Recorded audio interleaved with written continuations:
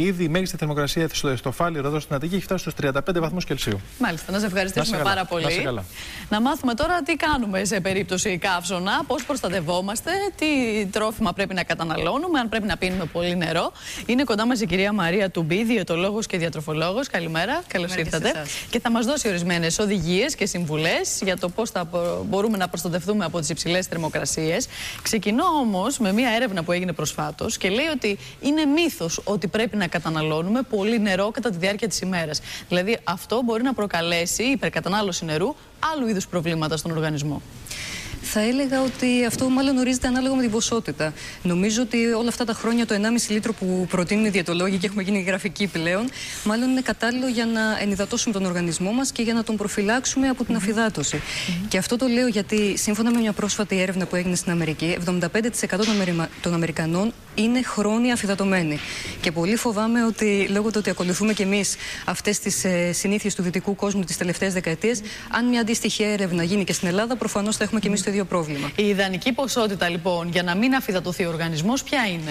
Νομίζω 1,5 λίτρο. Είναι 7 με 8 ποτήρια την ημέρα. Μην ξεχνάμε όμως ότι βοηθούν και τα φρούτα στην ανυδάτωση, αλλά και η φυσική χυμή. Επίσης, τώρα για το καλοκαίρι θα πρότεινα σε κάποιους να αποφεύγουν τα αναψυκτικά για όσους τα συνηθίζουν και να τα αντικαταστήσουν με ένα παγωμένο τσάι που μπορούμε να φτιάξουμε στο σπίτι, αρωματίζοντας το με βότανα, ίσως και κάποιο λάιμ ή λεμόνι. Έχετε ετοιμάσει λοιπόν κάποιες κάρτες για να δούμε συγκεκριμένα στοιχεία.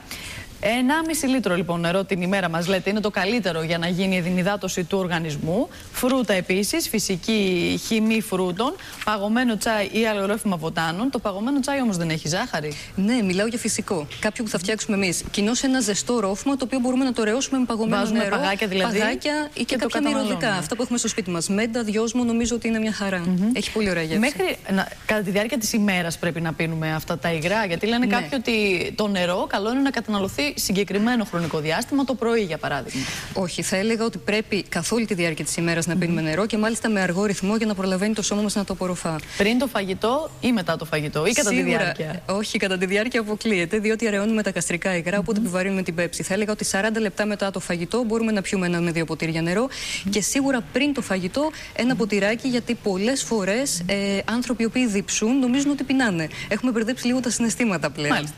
Πάμε να δούμε τώρα τι γεύματα πρέπει να καταναλώνουμε σε υψηλές θερμοκρασίες, κυρίως να προτιμούμε τα ελαφριά γεύματα.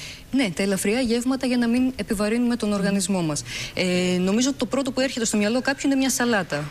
Μπορεί να είναι και η κλασική χωριάτικη σαλάτα που. Σαλάτα χωρίς τις σάλτσες όμως, αυτές τις φετές. Έτσι ακριβώς. Ή αν παραγγείλουμε απ' έξω, μπορούμε να ζητήσουμε τη σως να μας τη φέρουν ξεχωριστά και να προσθέσουμε 1 με 2 κουταλιές, αν δεν διαθέτουμε ελαιόλαδο εκείνη τη στιγμή. Άλλη καλή επιλογή είναι τα wraps ή τα σάντουιτς με ψωμί ολικής άλεσης. Μπορούμε να τα προμηθευτούμε πολύ εύκολα και απ' έξω από κάποιο ταχυφαγείο. Αυτά είναι με αραβική πίτα συνήθως που λέτε? Ναι, αραβική πίτα, τορτίγια. Είναι καλές επιλογές. Το ψωμί από καλαμπόκι δηλαδή. Σωστά. Είναι πολύ λεπτές πίτες από καλαμπόκι.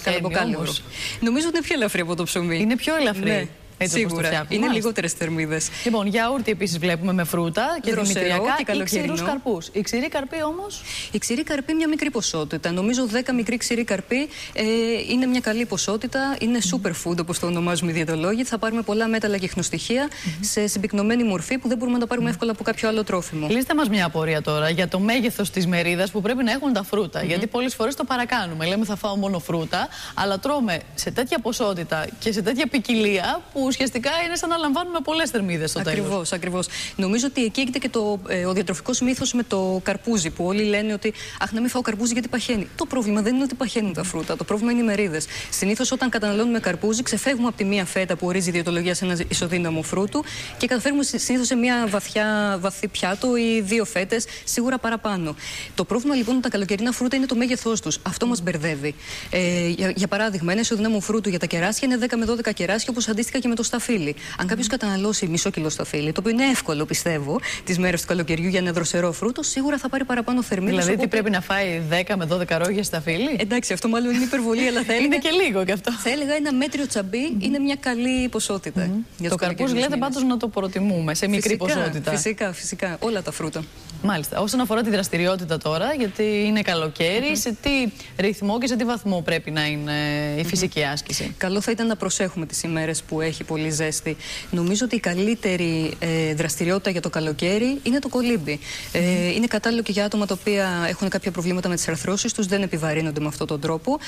Ακόμη όμως μπορώ να προτείνω και ένα νυχτερινό περίπατο, όταν δύσει δηλαδή ο ήλιος, 20 λεπτά. Νομίζω θα πάρει και την ένταση της ημέρας και θα μας βοηθήσει στο να κάψουμε κάποιες θερμίδες. Να σας ευχαριστήσουμε πάρα πολύ. Και εγώ να είσαστε καλά. Να είστε καλά. Σύντομες διαφημίσεις τώρα για μας και επιστρέφουμε εδώ.